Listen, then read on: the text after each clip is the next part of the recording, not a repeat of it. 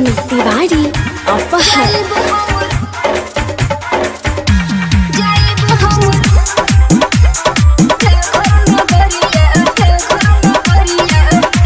सुनाए धनी चढ़ते सावनवा में बाबा गति जागल मोर मनवा में। सुनाए धनी चढ़ते सावनवा में बाबा गति जागल मोर मनवा में।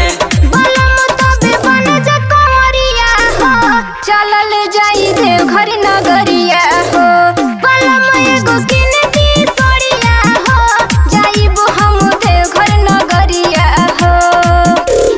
डीजे अमित तिवारी अपहर।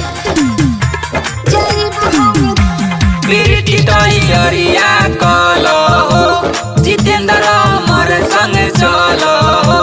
प्रीति तैयारिया कलो हो जितेंद्र मोर संग चलो हो। देखे के बटे शिव के सहरिया हो जाइबो हम देवघर